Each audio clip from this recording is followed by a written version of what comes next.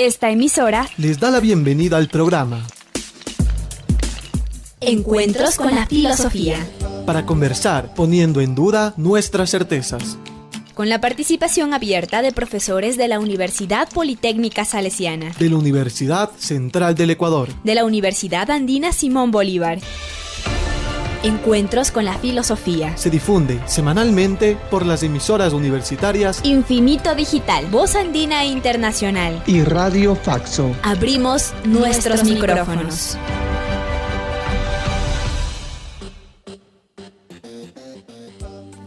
Bienvenidos y bienvenidas al programa semanal Encuentros con las Filosofías.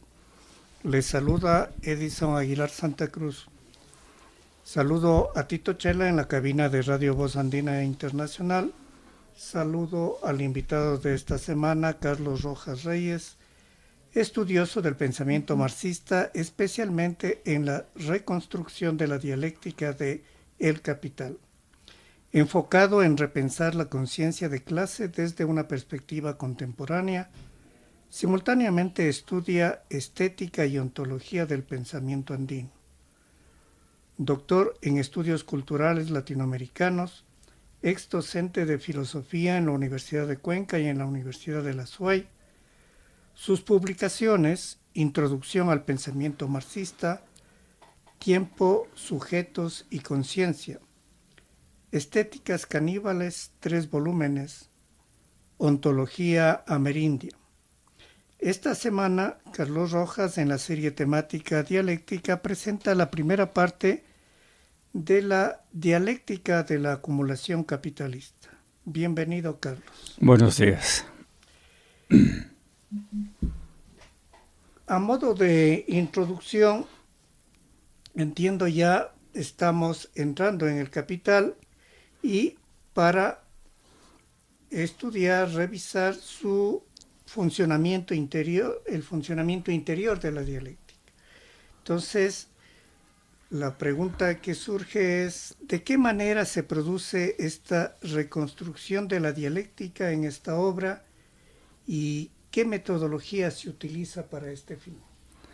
Bien, este es un punto especial ahora que vamos a entrar ya de lleno en algunos de los capítulos del Capital. Y en vez de tener una visión general de los clásicos principios de la dialéctica, nos preguntamos, cuando Marx entra ya a escribir el Capital, desde luego él hace pequeñísimas anotaciones metodológicas. La cuestión es cómo está funcionando ahí la dialéctica, que es un tema complicado. Entonces nos vemos obligados a reconstruir la metodología que Marx utiliza. Yo creo que cuando hacemos ciencia, cualquier ciencia, la situación normal que tenemos es que hay un objeto de estudio, un marco teórico y desde luego está dada una metodología. Tú tienes cualquier metodología, haces encuestas, entrevistas, grupos focales, tienes enfoques epistemológicos, estructuralistas, fenomenológicos, interseccionales, etc.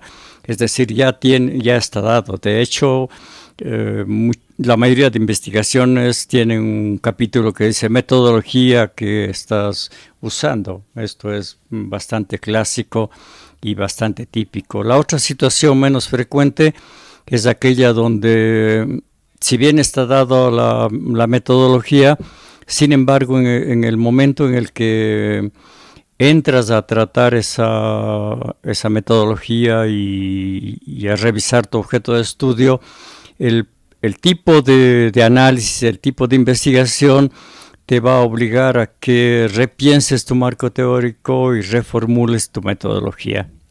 Un caso, lo digo porque va a ser importante aquí en este contexto, son, por ejemplo, las antropologías simétricas. Las antropologías simétricas, Roy Wagner, Martin Holbrad, Viveiros de Castro, dicen la antropología haces una etnología, entras de lleno a trabajar con sectores indígenas, pero claro, el objeto mismo de estudio, la distancia que te separa de esas formas de vida, te obliga a redefinir tu propia metodología. O sea, es una metodología que al final del proceso de investigación no queda intacta, se ha transformado. Eso le llamamos, digamos, metodologías simétricas, enfoques simétricos, y tienen aquí, bueno, obviamente no es del tema de esta conversación, pero tienen unas metodologías que se llaman recursivas, es decir, que se van llamando a sí mismo y se van transformando en la medida. Hay varios casos, he mencionado solo uno, de una situación metodológica, aquellos donde es explícito, un segundo caso donde se provocan cambios, y tenemos otras investigaciones que son muchísimo menos frecuentes, en donde hay un gran desarrollo teórico, un gigantesco desarrollo teórico, pero no hay en ninguna parte la metodología correspondiente. Y este es el caso de Marx.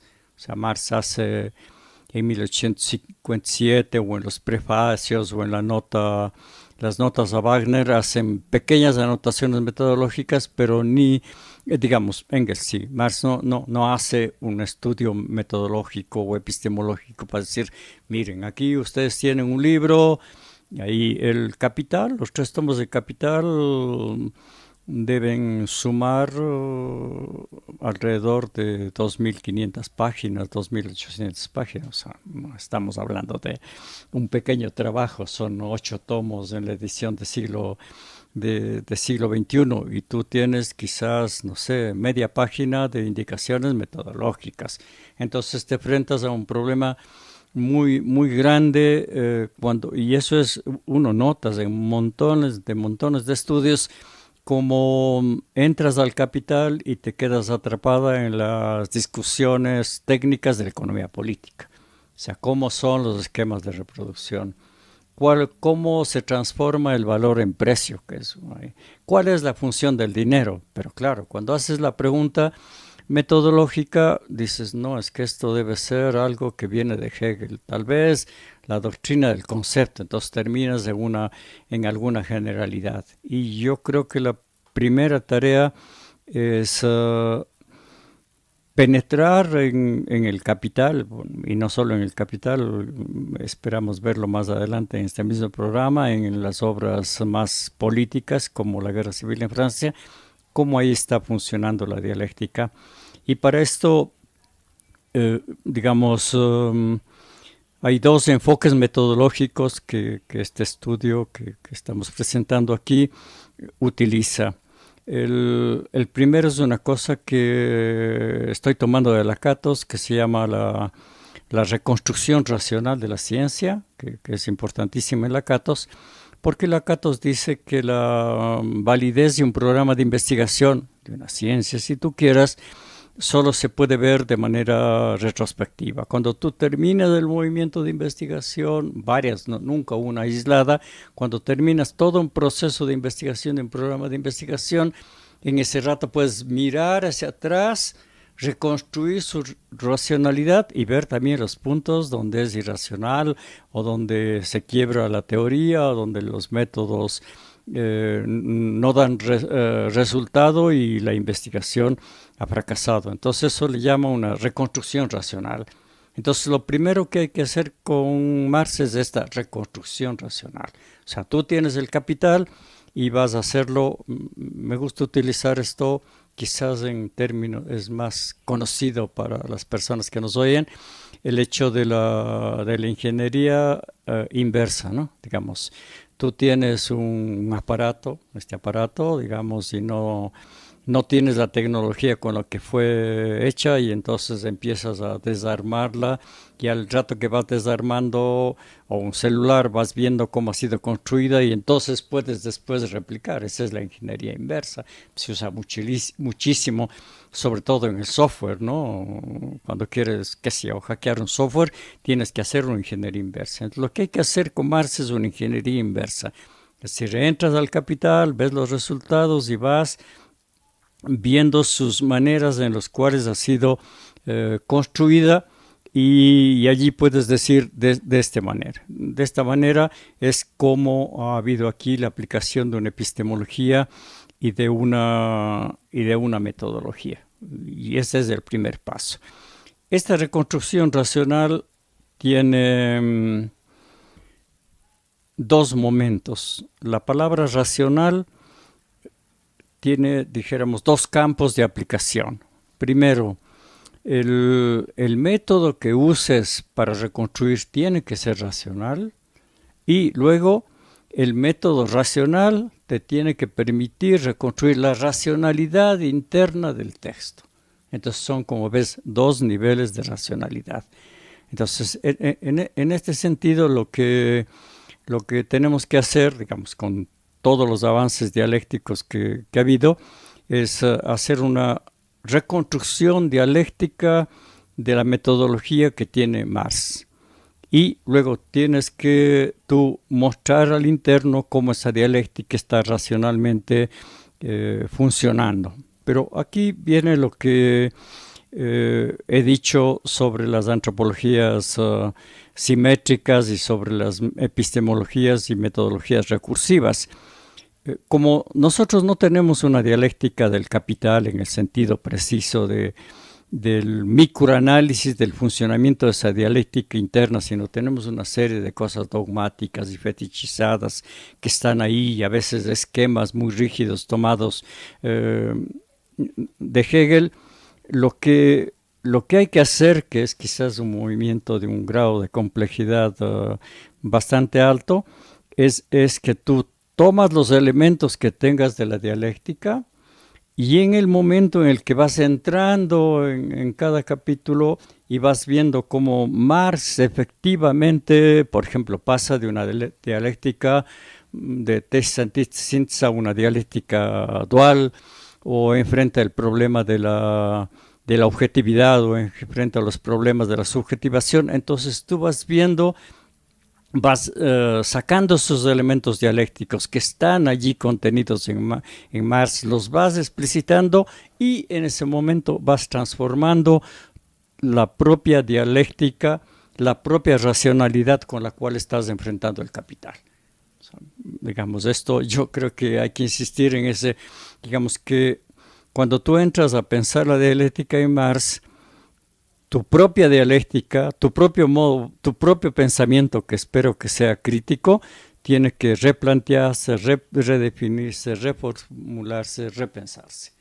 Y eso es importantísimo. Yo creo que es una primera consecuencia de un pensamiento dialéctico. Yo quisiera generalizar esta idea y diría que cuando tú entras a investigar un tema, por ejemplo, en salud pública, entras tú con una metodología, pero hay unos sujetos de la salud. La salud tiene que ver con las personas, con las colectividades, con las comunidades. Entonces ahí la pregunta no es solamente cómo has aplicado la dialéctica, la pregunta, digamos, la metodología, perdón, cómo has aplicado tu metodología, la metodología de la salud pública que estés utilizando, sino cómo en el momento en el que tú estás haciendo el estudio, antes de terminar, en el momento en el que se va desarrollando la investigación, donde vas probando las hipótesis, donde va saliendo los primeros resultados, donde te confrontas con los actores de la salud, eso recursivamente, eso regresa sobre tu metodología, obligándole a transformarse. Esto es lo que es Marx, y que creo que es bien importante.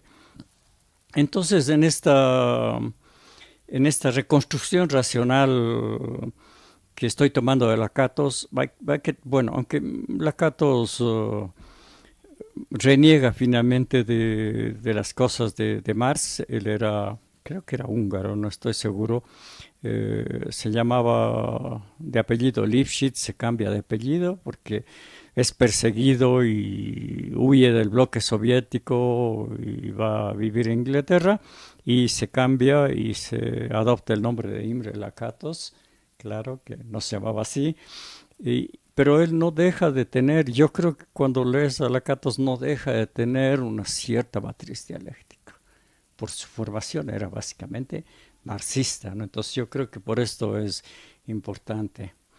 Ahora, en este mismo punto, solo para esquematizar y terminar esto de la reconstrucción racional de la dialéctica de Marx, yo creo que allí hay, aunque no lo vamos a tratar detenidamente, pero yo creo que cuando entras a la reconstrucción racional, te vas a plantear tú primero cuál es el conjunto de categorías que están funcionando ahí.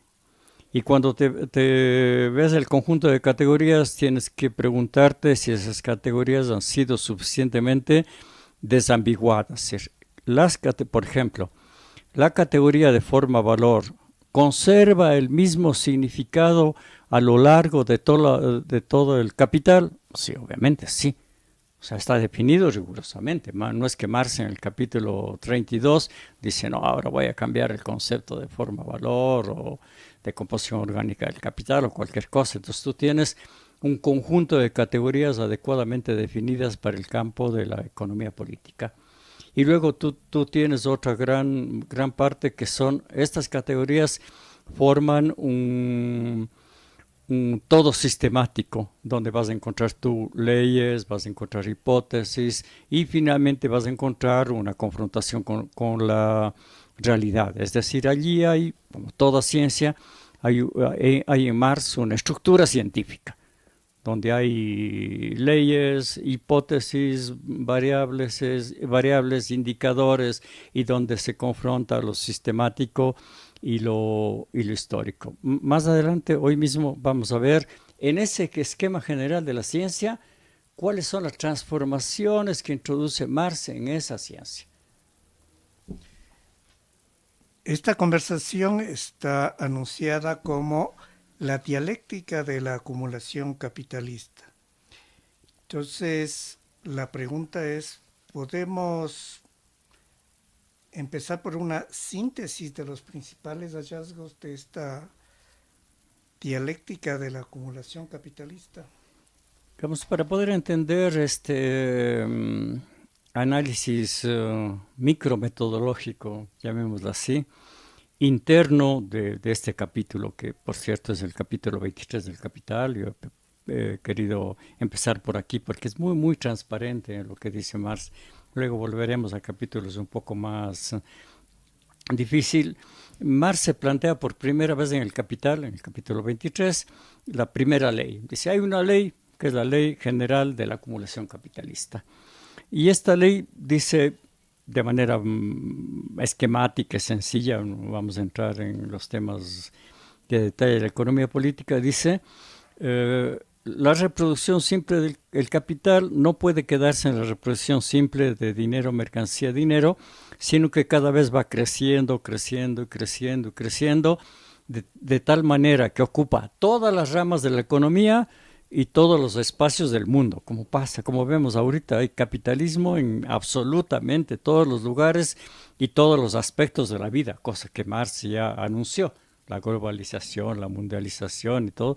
Entonces, digamos, Marx llega a decir que solamente hay, verdaderamente, en sentido estricto, hay capitalismo cuando hay acumulación capitalista. Y acumulación significa acumulación ampliada, reproducción ampliada del capital. Cada vez el capital va creciendo e invadiendo todos los aspectos de la vida de los seres humanos. Este es el tema del capítulo. Y ahora, dentro de este capítulo hay tres aspectos que trata Marx. Lo voy a poner, como digo, esquemáticamente para entender luego los aspectos dialécticos que están detrás. El primer tema de la acumulación capitalista es que la acumulación capitalista tiene que ver con la composición orgánica del capital. Y la composición orgánica del capital no es otra cosa que la relación entre capital y fuerza de trabajo. Y entonces, digamos, lo que responde, la pregunta a la que responde la composición orgánica del capital es que esta fuerza de trabajo, ¿qué cantidad de capital mueve o valoriza? O, digamos, ¿en qué medida el plusvalor se está incorporando a qué masa de capital? Eso es la composición orgánica del capital. O, si quieres, la relación entre capital constante y variable, que es justamente cambiante, ¿no? Puede haber digamos, la tecnología, por ejemplo, te permite que la fuerza de trabajo valorice una masa de capital mucho más grande que si tuvieras una tecnología mucho menor. La composición orgánica del capital. No, como digo, no quiero entrar en detalles. Esta composición orgánica del capital, y quiero ponerlo porque más es explícito, al mismo tiempo que mide cuantitativamente la cantidad de trabajo incorporado en una determinada masa de capital, también está midiendo ahí el grado de explotación de la fuerza de trabajo. Es decir, me explotan más, me explotan más. Eso quiere decir el trabajo no pagado, que es el plusvalor. ¿Cuánto plusvalor? Estoy produciendo plasma, o si quieren, de las 8 horas que yo trabajo, me están pagando 4, o me están pagando 3, o me están pagando 2. Entonces, claro, soy mucho más explotado que a otro trabajador que le pagan 6 o 7 horas. Entonces, claro, ahí está la lucha de clases, ¿no? Está implicado el tema de cuál es el nivel de explotación en el trabajo. Entonces, nosotros tenemos composición orgánica del capital. Ya es el primer gran tema. El segundo gran tema es el tema que está aquí, que es una segunda ley. O sea, tenemos la primera ley, la ley de la acumulación, la ley general de la acumulación, y tenemos ahora una ley de la población. Y aquí la noción de sobrepoblación es al interno del sistema capitalista. O sea, Marx no se está refiriendo, porque no es un malthusiano, a que si hay mucha gente o hay poca gente. Cuando hablamos de sobrepoblación, estamos hablando de la cantidad de trabajadores que un nivel de desarrollo capitalista necesita para producir A, B, C mercancías. Es decir, tenemos nosotros este aparato productivo en el Ecuador, y este aparato productivo en el Ecuador necesita, no sé, 1 millón de trabajadores. Ya, ¿no? Entonces, pero no hay 1 millón de trabajadores en el Ecuador. En el Ecuador hay, no sé, 8 millones, estoy inventando las cifras, 8 millones de trabajadores. ¿Y qué pasa con los 7 millones que están ahí? Esos 7 millones son ejército industrial de reserva. Claro, es decir, el capital siempre, que por la ley de la oferta y la demanda, el capital siempre quiere tener frente a sí, bueno, primero para que no falle el sistema productivo, quiere tener siempre una masa de trabajadores a su disposición, ¿no? O sea, una masa de población que es susceptible de entrar en el sistema productivo. Pero también por la ley de la oferta y la demanda, si tú llamas en una fábrica y dices hay 10 puestos, y claro, de esos 10 puestos se presentan 8 personas a decir quiero el trabajo. Entonces, claro, como no tienes de dónde escoger, tienes que pagarles, bien. Pero si dices hay 10 puestos y llegan 300, claro, puedes bajar los salarios. Un problema de oferta y demanda. Entonces, claro, el capital necesaria y obligatoriamente crea una sobrepoblación.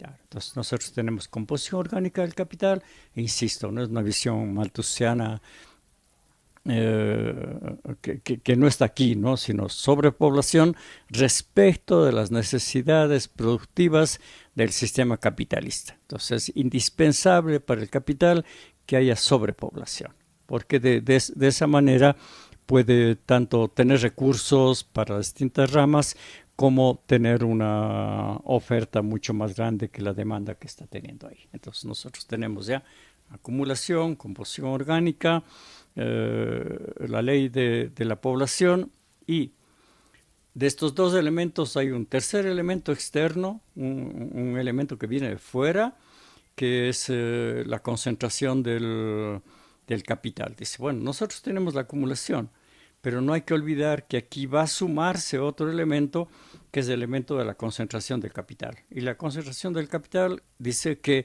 hay una masa muy grande de capitales, pero que el capital tiende a ir a pocas manos. Hay 1000 empresarios y la propia dinámica te lleva a una lógica monopolista. Al final del proceso tú ves que hay 10 empresarios, 5 empresarios, o hay 4 o 5 gigantescas empresas de las tecnologías de la información y la comunicación, ¿no? Como tú ves, Elon Musk y toda esta mafia de la ultraderecha que tiene un nivel de concentración del capital monstruoso. Entonces tú tienes concentración del capital, composición orgánica, ley de la población, y entonces tienes el modelo de la acumulación capitalista. Ya, yo creo que este primer esquema, hay otros elementos técnicos, pero creo que este esquema nos permite un primer acercamiento para ver, bueno, y ahora entonces, ¿cómo Marx trata desde una perspectiva dialéctica el problema de la acumulación? Bien, esos serían entonces los principales hallazgos, digamos. Ahora, la pregunta es, ¿cuáles son los principales componentes metodológicos que Marx utiliza y desarrolla cuando analiza la acumulación capitalista? Bien, yo creo, y lo vamos a dejar enunciado en esta parte para tratarlo en la siguiente sesión, yo creo que nosotros podemos tener una serie de elementos que conforman esta dialéctica. Nosotros primero tenemos una conformación, estamos en la segunda mitad del siglo XIX, por favor, ¿no?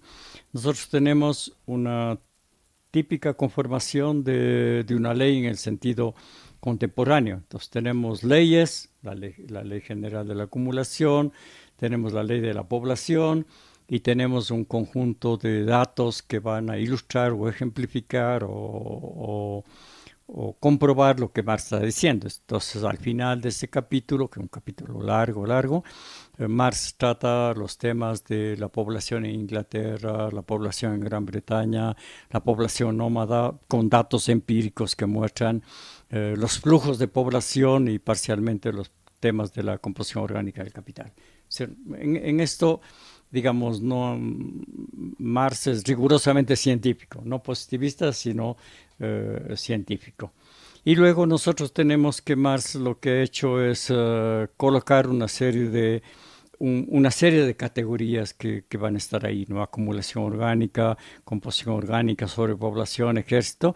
Es decir, allí hay un marco categorial, ya si quieres decirlo como Foucault, un orden discursivo de esta ciencia, o digamos los términos fundamentales de un paradigma, si quieres tú tomar como Kuhn. Y el siguiente paso que da es decir, no, pero todo esto tiene que tener unas interrelaciones. Pero yo creo que uno podría decir esto, bueno, es novedoso, pero no demasiado. Pero luego entonces Marx va a entrar a dos temas que son muy, muy, muy importantes, que son mostrar los antagonismos y contradicciones al interior de este sistema y luego mostrar un tema que es fundamental para Marx, que es el problema del tiempo, ¿no? ¿Cómo es que funcionan las temporalidades o los tiempos en estos esquemas? Creo que esto es, digamos, en esta sesión para poder entrar en la próxima en detalle sobre esto. Concluimos este encuentro semanal con las filosofías con nuestro agradecimiento a Tito Chela en la cabina de Radio Voz Andina Internacional, al invitado de esta semana, Carlos Rojas Reyes, y un agradecimiento especial a ustedes, radioescuchas. Recuerde, recibimos sus comentarios y sugerencias al correo electrónico encuentrosconlafilosofía@gmail.com. Hasta el próximo encuentro con las filosofías. Agradecemos su sintonía a Encuentros con la filosofía. el programa que impulsa el filosofar como acción compartida desde las radios universitarias. Les invitamos a compartir las próximas emisiones de Encuentros con la filosofía por esta emisora.